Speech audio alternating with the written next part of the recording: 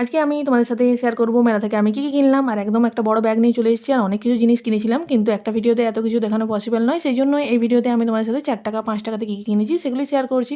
প্রথমত আমি কিছু এখানে ছাঁকনি কিনে নিয়েছিলাম, এগুলি 4 টাকার দোকান থেকে কিনেছিলাম। দেন এই ডিব্বাগুলো কিনেছিলাম, এই ডিব্বাগুলোর মধ্যে একটা করে ছোটো ছোটো চামচও ছিল, একদম দারুণ। তারপরে এই সাবান কেসটি নিয়েছিলাম, এটাও 4 টাকাতে কিনেছিলাম। বাটিটাও নিয়েছিলাম, এটাও 4 টাকা দাম নিয়েছিল। তারপরে এই চোপারটা কিনেছিলাম, এটাও 5 টাকা দোকান থেকে নিয়েছিলাম। দেন চামচ নিয়েছিলাম, আর এই জালিটা নিয়েছিলাম, চোপড়া টাইপের নিয়েছিলাম, গাটার নিয়েছিলাম, গাটার অনেকগুলো নিয়েছিলাম। আমি কোনোটা 5 টাকার দোকানে কিনেছিলাম আর কোনোটা 4 টাকার দোকানে কিনেছিলাম, কারণ অনেকদিন যে কিনেছিলাম। দেন তার আরও কিছু গাটার, ছুঁচ এবং আমি এখানে নেলস কিনে নিয়েছিলাম একদম।